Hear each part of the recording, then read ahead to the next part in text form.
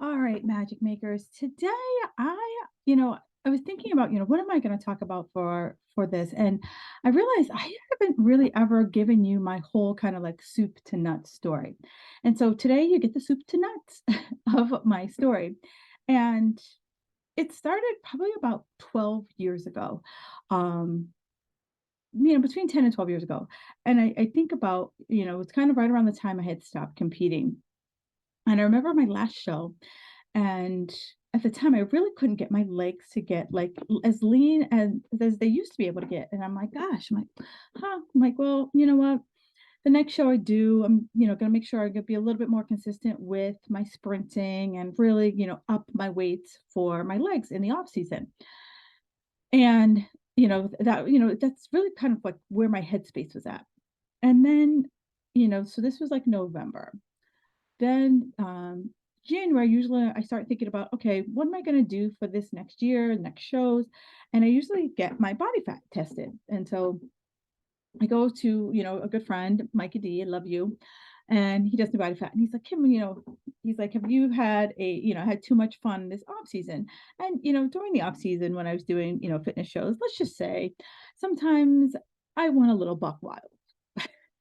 And I was like, maybe I did go a little buck wild because he was like, I'm seeing some, he's like, you've never usually had belly fat. And I'm like, yeah, you're right. I'm like, you kind of try to dismiss it. You're like, yeah, that I did have a little extra fun. And so, from that point, instead of saying to yourself, oh, maybe it's my hormones, I'm in my 30s now, you think to yourself, oh, I got to go harder. You know what? I got to rein in my nutrition and I just got to go to the gym and I just got to crush. And that was my mindset. And I think many of you would have that same mindset. Like, all right, let's go to the gym, double down, be cleaner, all the things. And so then, let's fast forward later in the year. I go to visit, I go to my gyne, and my gyne at the time's like, oh, she's like, you have several fibroids. And I was like, is that why my belly's so distended? And she said, yes. And meanwhile, I'm thinking it was on me. Like I had to work harder. So I was like, great, I have a solution. I have an answer. However, the answer that they gave me was I had to have a hysterectomy and that it was going to be a traditional hysterectomy and that I would be out of work for 8 to 12 weeks. And I was like, whoa, whoa. At the time, I was just starting my own personal training business, just starting this business online. And I was like, oh, heck no. Can I be out of work for 8 to 12 weeks? That's like 8 to 12 weeks without being paid. And I was like, no way. I can't do it. I'm like, there has to be another solution. And, at the time the doctor's like, well, he's like, maybe you can get it done laparoscopically and, that could, reduce the amount of time, you'd be out of work for only 30 days. I was like, well, I could figure out 30 days being out of work versus almost 2 to 3 months out of work. So, I find a surgeon and she's like, we have to shrink it. But but you have to take this drug called Lupron, and that immediately puts you into menopause, and you could potentially gain up to 30 pounds. And I was like, oh, hell no. I am thinking like, who would raise their hand and say, yeah, pick me. I want to be on a drug that could potentially put 30 pounds on me. And basically she's like it would you would go immediate menopause. So at the time I'm like, I have no idea what menopause is. Like, I'm 35. I'm like, I don't know what menopause is. So at the time I was like, I'm like, I got to do some research here. Like, like you're talking to me and I just hear like words and I'm not like really like comprehending everything you're saying to me, because this was all within like 2 to 3 weeks of time span of all of this happening. So I do my research and I was like, I'm not taking the super on because it's like there has to be another solution, because I'm like, what are the long-term effects of this? What are the long-term effects for me and my health? For me, this was a short-term thing, but I wanted to look beyond this short-term thing. And no one really had a lot of answers.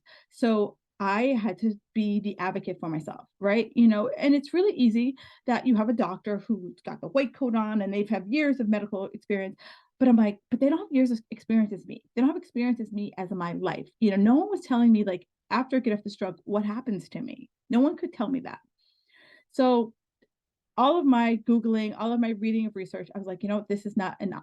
The taking the loop run was not an option for me. So I found a solution. I found a surgeon who was willing to do it laparoscopically. And she's like, if I can't do it laparoscopically, then, we have we know what the plan B is.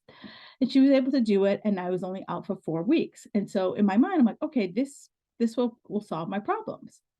Well, 3 months later, I still have a belly. And I'm like, what is going on?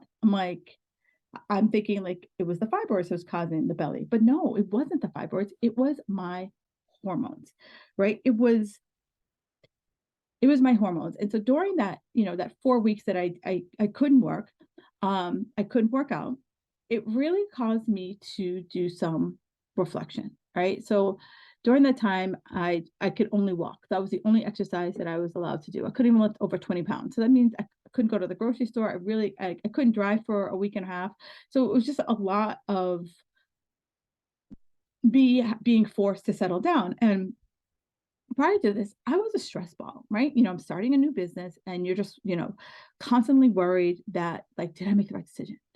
Is this going to work? Is this, is it, in my head, this is how it's going to be, but this is how it is in reality. And, you just kind of, and I wasn't sleeping a lot because, my first client was at 6 a.m. So, I mean, I was up and out of my house like at 5:30 to get to the gym. And then, I was going all day and then I wouldn't come home until 7 or 8 o'clock at night.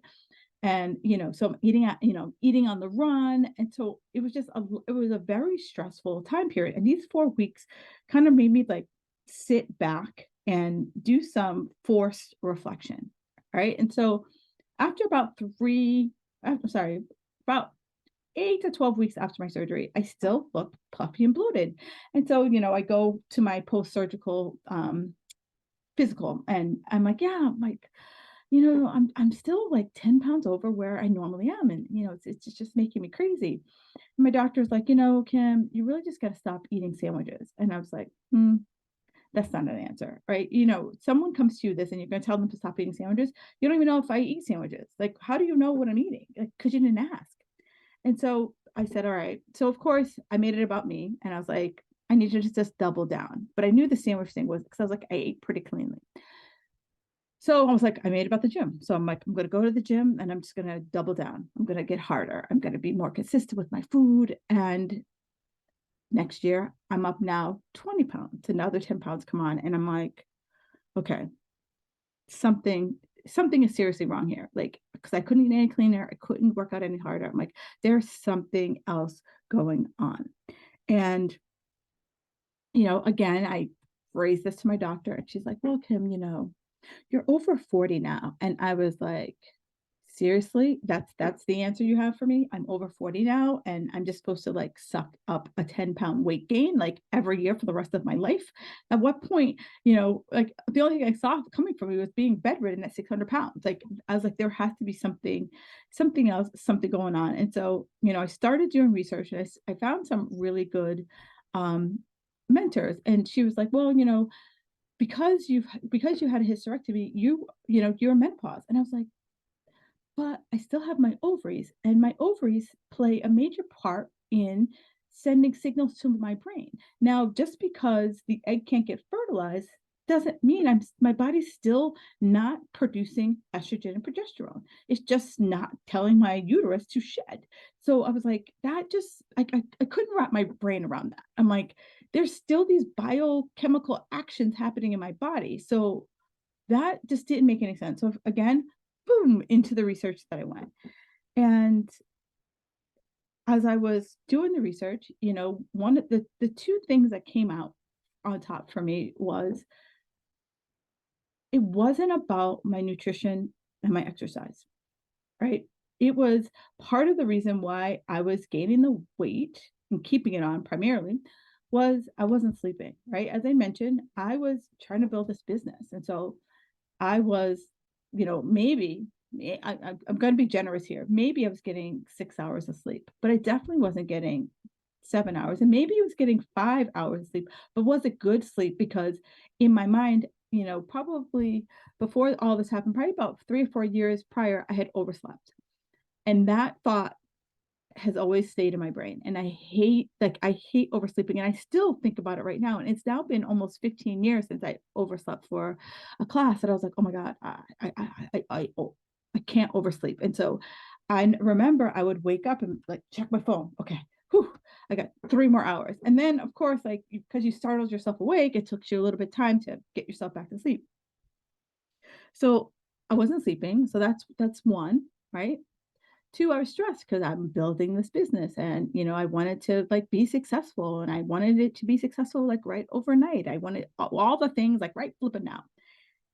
And so I was like, and so because I was building this business, I couldn't work out the way I used to. I was working out 2 hours at a time, 6 days a week. And I was like, I had to fit clients into my day more than I did when I had a corporate job. And I was like, I can't work out the way I want to. And, that's another reason why the weight is on. And so, of course, building a business, stressed about this weight, so the weight just was like hanging on for dear life.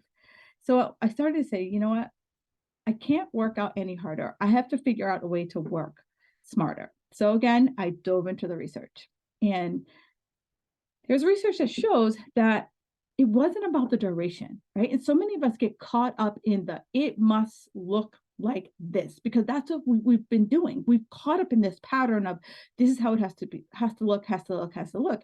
And trust me, I'm a gym rat, diehard gym rat, and the gym is my happy place. But I had to be like, you know what?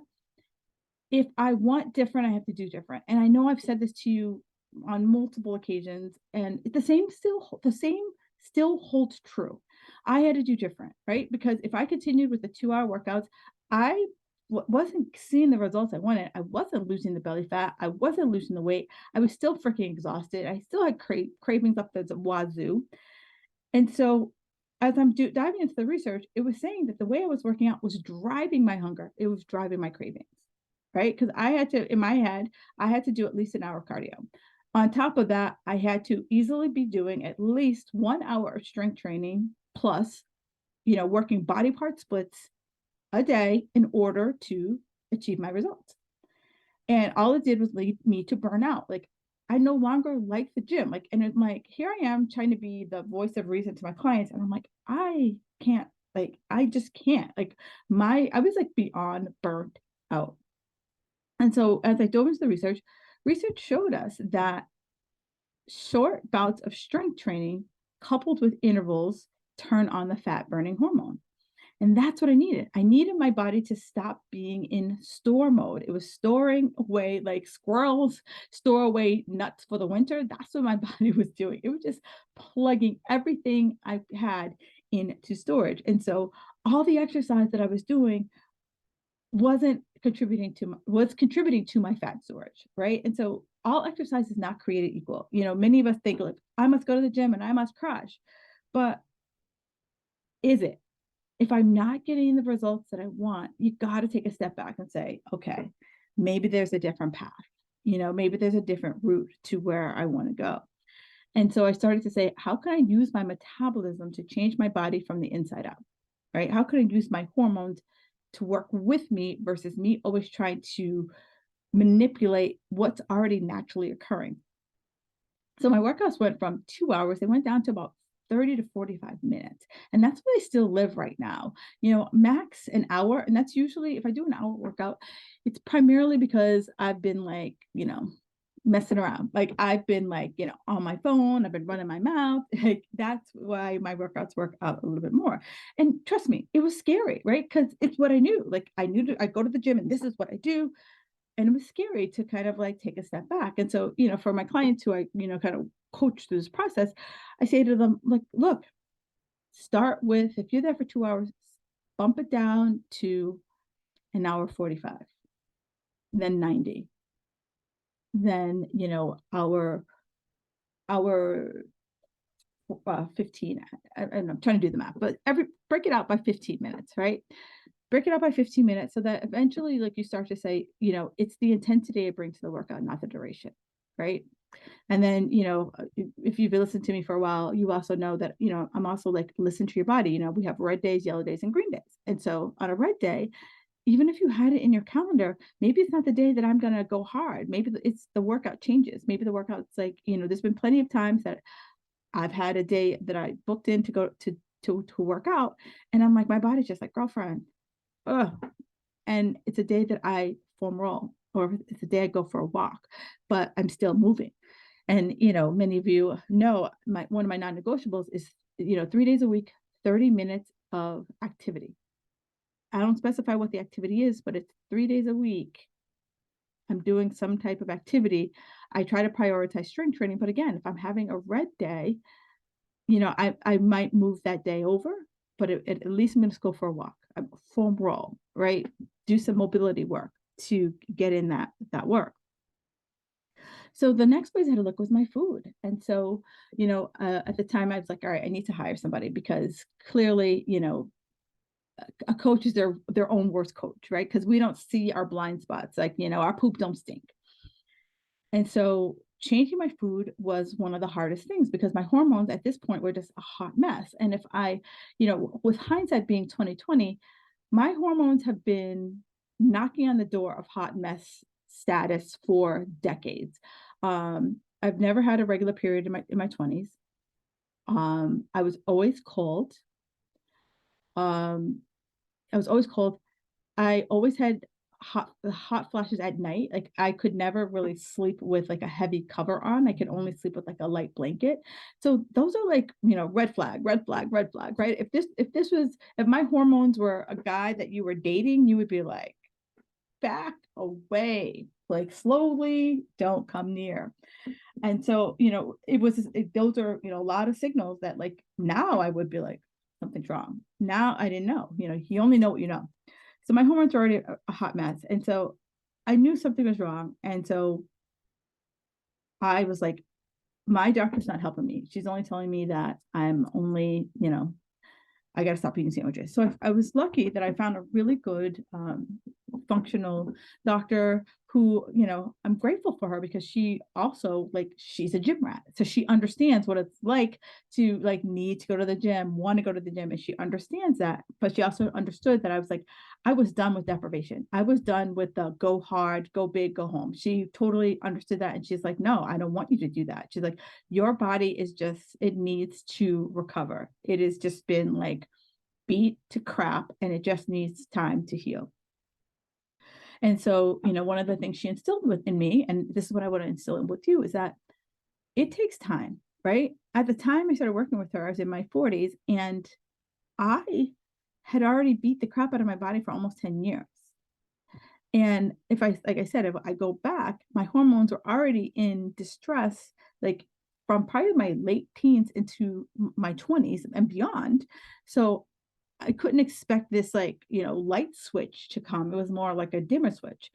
She also said something to me that I want to stress to you. It is that I can't supplement or prescription out my lifestyle, right? She could write me all the prescription under the planet. But if I still have a crappy lifestyle, all those prescriptions, it's going to be expensive pee, right? I need to look at, two sides of the coin. What in my lifestyle can change while giving support to the pharmaceuticals or the supplement that I'm taking, right? So I want you to think about that.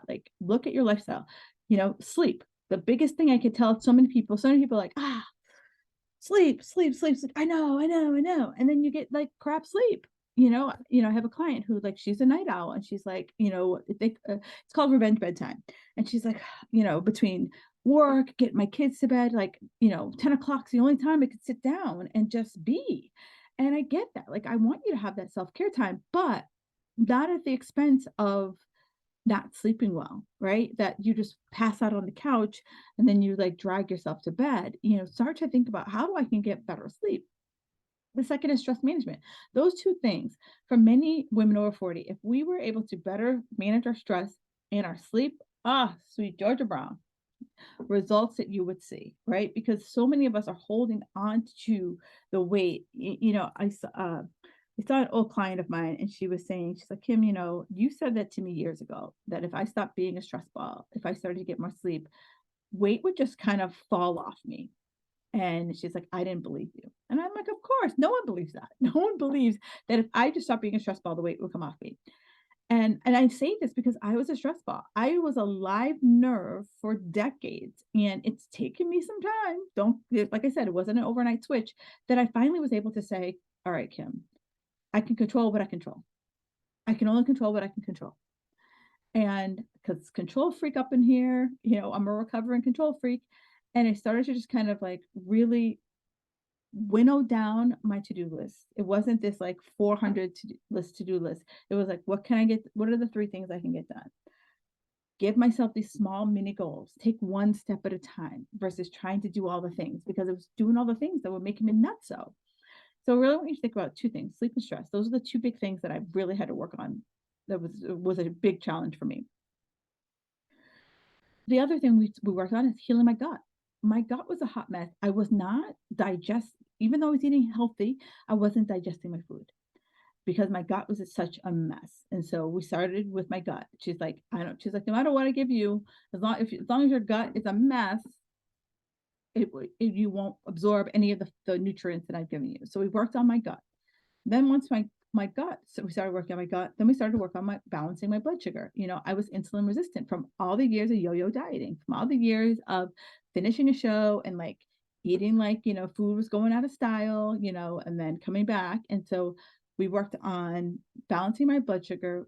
I worked hard on finding moderation, finding that tipping point that where I wasn't having this like, if I don't eat all the food, I'm never going to have this again to like, going on vacation and being like, I'm on vacation, I'll eat and drink like a Viking. So it was really, working on that, balancing my blood sugar. And I remember probably like 6 to 9 months in, people would see me, they're like, oh my God, Kim, like you look really good. And I no longer looked inflamed because I was finally, if the steps I was taking, I was like being a firefighter, right? I was finally like tamping down like all the flames that was in my body. So I no longer looked inflamed. I no longer looked puffy because my body was like I was able to start to expel some of the liquid that my body was holding on to me. Like I said, I was starting to manage my stress. I At this point in time, I said, you know what, I was chasing the money, and I said to myself, you know what, training in the morning doesn't work for me. It's too stressful for me. And I said the first appointment that I will take is 7 o'clock. That's my first. That'll be the first appointment. And I moved and consolidated friends around. I really had to, as I'm doing this, manage my stress. I had to change my mindset. Right. I had to really focus in on stop being so rigid about how things had to be, how things had to look. I had to, stop being so resistant that it was the hard work. It was this specific way of getting stuff done. And I really had to look at the roadblocks that I was putting in front of myself, but I also had to look at just the roadblocks that, from managing my time. I had to really look at that. And was I managing my time in the most efficient and effective way? And then I finally had to release and say, you know what, this can be easy. It's not going to be fast, but it can be easy. It can be easier. And at this point, I was just so burnt. I was done. I was crisp. There was smoke coming off of me. And I wanted it to be over. And so that was when I made all of those mental shifts that like I worked on my mindset. I created boundaries. I'm still working on my mindset. I'm still creating these boundaries that I finally just felt the shift in my body that I was like just letting stuff go. I was just, I wasn't being a hoarder anymore and just holding on. I was like, it's okay if I let it go. That saying, if you let it go and if it comes back to you, it was meant to be, that kind of thing. Right. And feeling that I didn't have to control everything. And at this point was when I really started kind of like letting like going, I'm gonna let it go to the universe, right? And if the universe, the universe will deliver what you want. And I know that's got a little woo, but I really had to turn things over and not be always feeling like I had to drive the bus because I was tired. And if you feel tired, I totally get you, So this, this process is iterative, right? So it's like I'm now still working on that blood sugar and it's still, finding the right balance of food for me. And, for many of you, many of my clients, you eat healthy. There's like you 9 times out of 10, I look at your food logs and I'm like, this is fabulous. However, maybe you're eating too much, right? That was one of my problems. I was eating too much healthy food. So I had to regulate. The other thing I had to do was I was the 5 day a meal girl, 5 days a meal for decades, 5 days a meal. And then one of the first thing I was asked to do was to cut my meals. Started originally with pushing my meal back in the day, pushing my first meal back, and not eating because I woke up and I should eat within 30 minutes. I started pushing back my meal to being like, am I hungry? Am I hungry for the next meal? And can I wait an hour? Right. So it's like if I got up at 6, can I wait till 7 to eat? Can I wait to 8 to eat? Can I wait to 9 to eat? Right. And so trying to see if I could get in a 12-hour window of eating. And then also seeing, can I stop eating by the clock? Right. I used to eat at 10:30 all the time because I typically was teaching at noon. So I wanted to be able to have time to eat and then go teach. I was always eating at 6:30 because I had a 7 o'clock client. Right. So could I eat after that client? I was used to eating at like 3 o'clock, 4 o'clock, because from 4:30 till 7, I had clients, and then I wasn't going to be eating again until 8 when I got home. So I had to really start to expand on open up my diet, right? So that I could have more fasting, right? And so I had to create fasting that looked for me. And intermittent fasting looks different for everybody. Do you have to intermittent fast forever? No, these were like little like things, periods of time that I did just to start to like re-regulate my hormones and re-regulate how my body was using energy, starting to try to get my body to be more metabolically flexible and start to tap into my stored fat reserves. And through my research, one of the things that I've read is that the human today, primarily in the US, we have about 40 to 70 days of like fat stored in our body, right? That our body is just like, oh, it's too much calories. We're going to put it up in storage, put it up in storage. And so I had to really look at all the different things. So this was a process, like I said, over several years that I worked through. And now many of you listening are like, I don't have 7 years. Well, it's not going to take you 7 years, because in between all that, I was doing research. I was, asking the questions, finding the people to say, this is what I'm thinking about. What do you think? Where now I'm like, okay, first, I know where to kind of short circuit us. Like, we are going to like look at your gut, or we are going to say, what do your choices look like? What does your exercise look like? What does your commitment look like to your nutrition, to your exercise?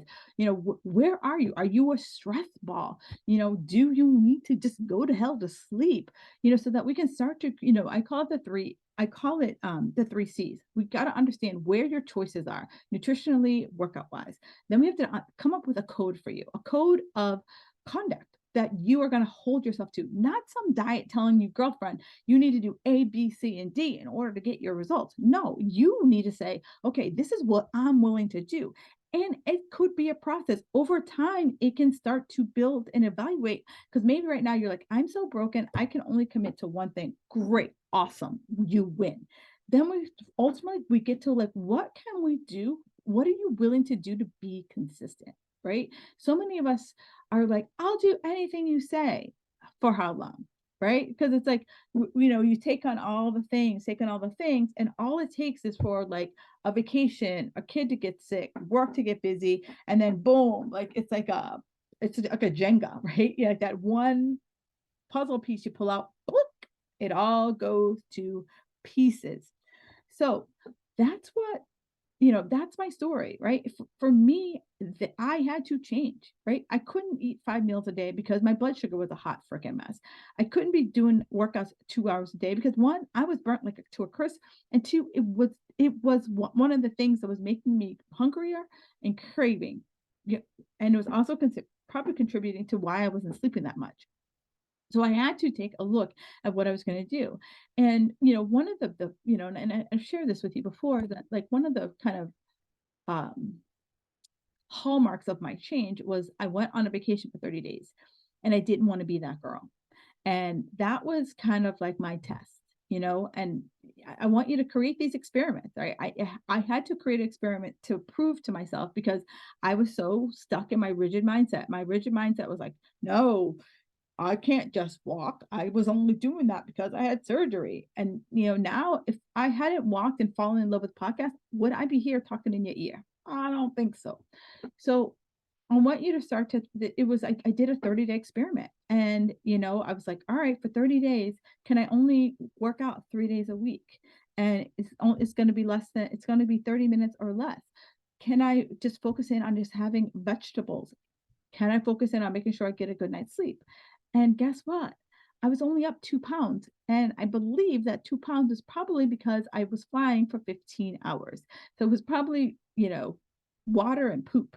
So it would prove to me that I'm like, "You know what? I am working too hard." So I want you to start to think about, like, this challenge might be a little bit too much for you to wrap your head around, but, like, start to think, like, if you've listened this far into this podcast, something in you is like,